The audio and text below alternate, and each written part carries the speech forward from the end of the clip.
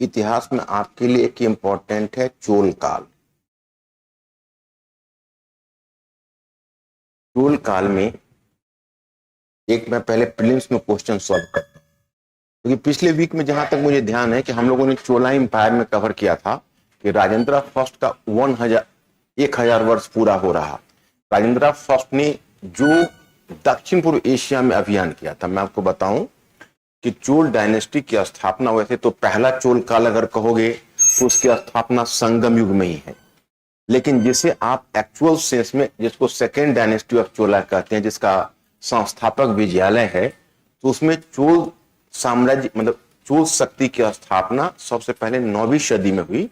875 ईस्वी 850 से 75 ईस्वी के बीच विजयालय ने शासन किया था और फिर वह चोला वहीं से चोला साम्राज्य का विकास होना शुरू हुआ। लेकिन चोला साम्राज्य को शुरू में ही एक धक्का लगा था, क्योंकि एक राष्ट्रकूटा शक्ति थी कृष्णा द थर्ड के अधीन, उसने एक चोल शासक परांतक फर्स्ट को उसका आधा भूभाग छीन लिया था। तो ये घटना परांतक फर्स्ट को तो एक बड़ा झटका लग गया था, लेकिन परांतक फर्स्ट का पोता था राजा राज फर्स्ट, उसी ने एक विशाल चोल साम्राज्य की स्थापना की थी। उसने उत्तरी श्रीलंका को भी जीता था, अपने सारे पड़ोसियों को हराया था और वह 985 से 1014 तक शासन किया था। उसका उत्तराधिकारी था राजेंद्र प्रथम, जो 1012 से लेकर 1044 तक शासन किया था। अब ये थोड़ा आपको डायकोटोमी लगेगी कि भाई वो 1012 क्यों। मुद्दा यह है कि 1012 क्यों, क्योंकि जब आप राजा राज प्रथम का काल बता रहे हो फर्स्ट का 1014 से शुरू हुआ है, 1014 तक समाप्त हुआ है 985 से शुरू होकर, तो फिर राजेंद्र फर्स्ट का 1012 से कैसे शुरू हो सकता है? तो इसकी वजह है उस समय जो चोल युवराज होते थे उनको 2 वर्ष पहले सिंहासन से जोड़ दिया जाता था। तो राजेंद्र फर्स्ट अपने पिता से भी बड़ा साम्राज्यवादी था। उसने चेर राज्य को हराया, मदुरई राज्य को हराया, उसने उत्तरवर्ती चालुक्य शक्ति को हराया, फिर उसने पूरे श्रीलंका को जीत लिया और श्रीलंका को जीतने के बाद उसने उत्तर की तरफ अभियान करके गंगा का अभियान किया था 1022 में। फिर उसका अंतिम जो बड़ा अभियान था, वो अंतिम बड़ा अभियान ये जो मैं आपको बता रहा हूं शैलेंद्र साम्राज्य के विरुद्ध था, जो दक्षिण पूर्व एशिया में मान लीजिए श्रीलंका है, और यहां पर था आपका मलक्का शैलेंद्र साम्राज्य का, और यहीं से रूट जा रहा था चाइना का। इसी रूट में उसने यहां पर इंडोनेशिया है, यहीं पर शैलेंद्र साम्राज्य था और उसके व्यापारी भारत और चीन के व्यापार में व्यवधान डाल रहे थे, तो उसने इस रूट को क्लियर किया और इसी रूट को क्लियर करने के क्रम में उसने शैलेंद्र साम्राज्य के विरुद्ध 1025 ईस्वी में अभियान किया था। और इसी को कॉमेमोरेट करने के लिए मोदी जी ने गंगई कोंचोपुरम की यात्रा की, जहां उसने एक मंदिर बनवाया था और वहीं पर जाकर उन्होंने राजेंद्र फर्स्ट को सम्मानित किया और उसके सम्मान में 1000 रुपए का एक नोट जारी किया, क्योंकि 1000 वर्ष पूरा। तो चोला काल में आपका कई क्वेश्चन इंपॉर्टेंट होता है, तो पिछले बार तो हमने उस क्वेश्चन को डील कर ही दिया था, आपको याद होगा। उसमें एक क्वेश्चन चोला काल में हमने डील किया था, लेकिन उस समय जो हमने चोल काल में डील किया था उससे थोड़ा इतर हमें एक क्वेश्चन डील करना है। प्रीलिम्स का क्वेश्चन सामने रखो।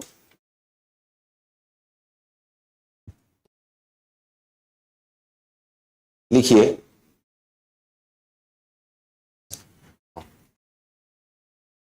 कि भारतीय इतिहास, हाँ, भारतीय इतिहास में चोल काल, भारतीय इतिहास में चोल काल, भारतीय इतिहास में चोल काल, चोल काल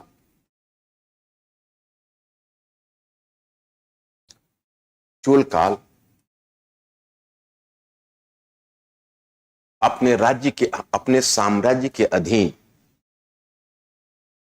अपने साम्राज्य के अधीन स्थानीय स्वशासन, स्थानीय स्वशासन की परंपरा के विकास के लिए, स्थानीय स्वशासन की परंपरा के विकास के लिए जाना जाता है। स्थानीय स्वशासन की परंपरा के विकास के लिए जाना जाता है।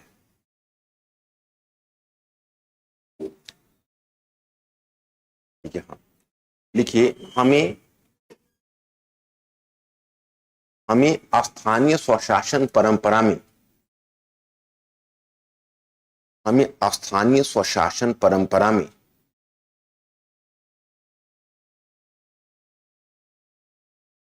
सभा की कार्यवाही,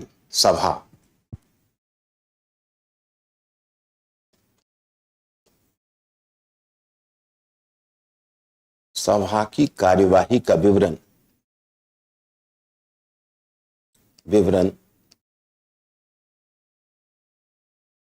निम्नलिखित में से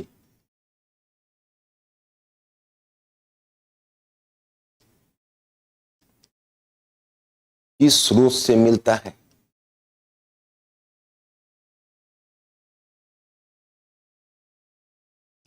किस स्रोत से मिलता है?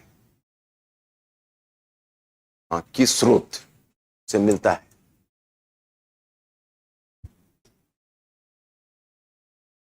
चॉइस ए, बैकुंठ पेरुमल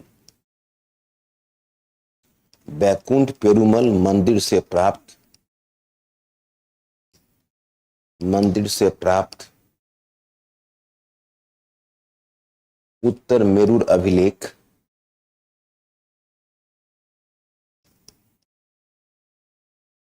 अभिलेख, बी, तंजौर मंदिर से प्राप्त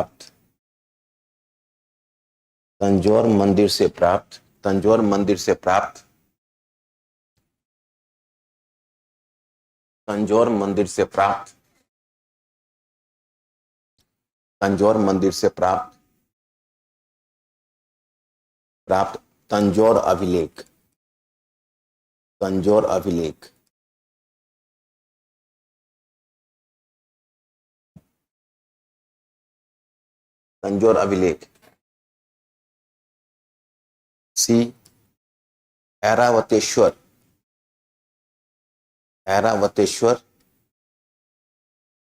मंदिर से प्राप्त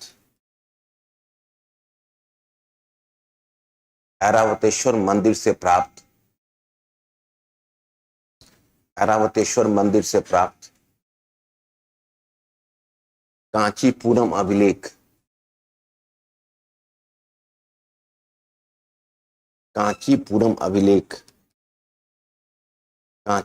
अभिलेख, डी,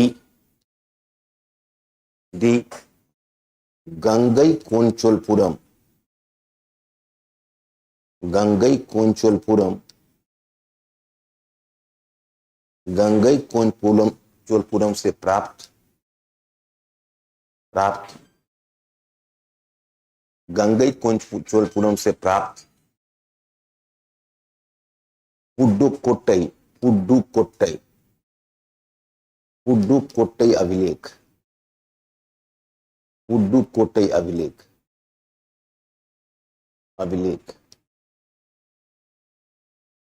पुडुकोट्टई अभिलेख।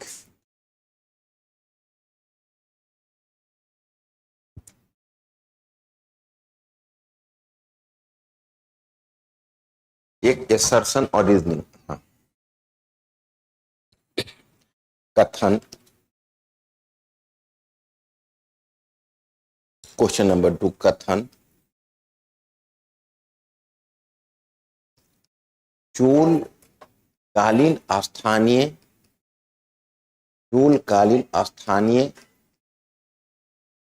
स्वशासन परंपरा को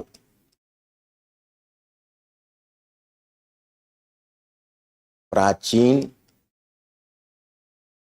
गणतंत्र का नाम दिया जाता है कारण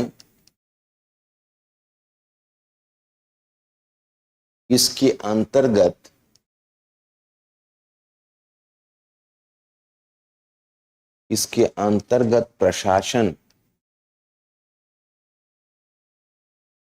प्रशासन के संचालन के लिए के लिए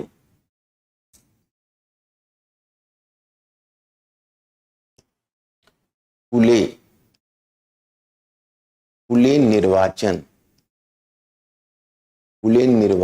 के माध्यम से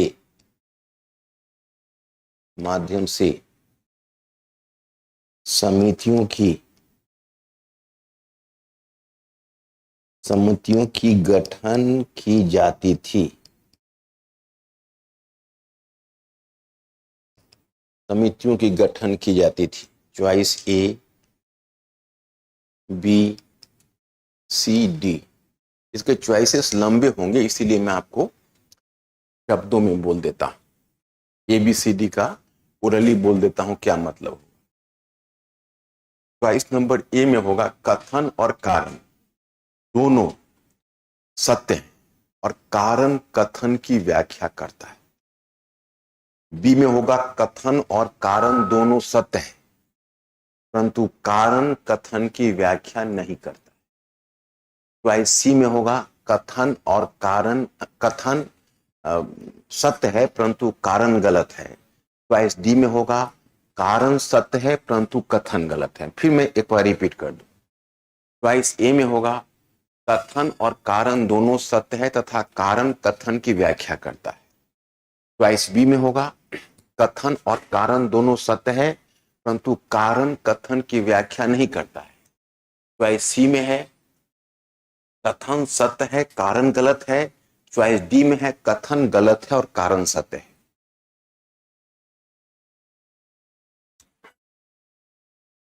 तो इन दो प्रश्न को सॉल्व करिए। इसको पहले हम लोग निपटा लेते हैं फिर आगे बढ़ेंगे।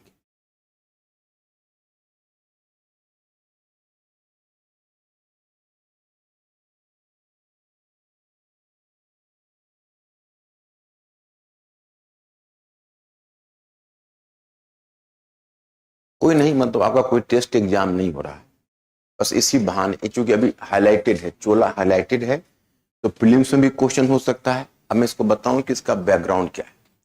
इसका बैकग्राउंड यह है कि प्रधानमंत्री ने अभी गंगई कोंचोलपुरम की यात्रा की थी। तो प्रधानमंत्री ने गंगई कोंचोलपुरम की यात्रा की थी। उस यात्रा के बाद उन्होंने राजेंद्र प्रथम की काफी प्रशंसा की और चोल काल की महान उपलब्धियों का गाथा बताया कि चोलों ने उस समय एक तरह का गणतांत्रिक और प्रजातांत्रिक परंपरा का निर्वाह किया। इसी पर वाई.एच. कुरैशी का एक आर्टिकल आया था जो एक्स इलेक्शन कमिश्नर है और उन्होंने बताया कि मोदी जी चोलों की साम्राज्यवाद की विरासत को लेना चाहते हैं या गणतंत्रवाद की विरासत को लेना चाहते हैं। अगर वो गणतंत्रवाद की विरासत को लेना चाहते हैं तब तो अपेक्षा कुछ बढ़ जाएगी सरकार से, लेकिन हमें विश्वास है कि सरकार गणतंत्रवाद की विरासत नहीं लेगी, वह उनके साम्राज्यवाद की विरासत को ही पसंद करेगी। तो मतलब यह है कि तो इसी सिलसिले में गणतंत्र की भी उन्होंने तारीफ की हुई है। तो आपका तीन चीज पर क्वेश्चन बनता है। एक चोल साम्राज्यवाद पर क्वेश्चन बनता है, दूसरा चोल काल की सांस्कृतिक उपलब्धि पर क्वेश्चन बनता है, तीसरा बनता है आपको चोल काल के गणतंत्रवादी यानी गणतंत्र के संचालन पर। तो तीन क्वेश्चन आपका बनता है।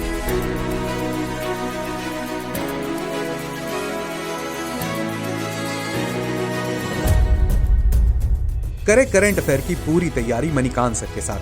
ज्वाइन करें जीएस मंथर इंटीग्रेटेड करंट अफेयर कोर्स अब YouTube पर मात्र 399 रुपए के मासिक सब्सक्रिप्शन पर। डियर स्टूडेंट्स, हमारे चैनल को लाइक, शेयर, सब्सक्राइब करें और अपनी तैयारी को और बेहतर बनाएं।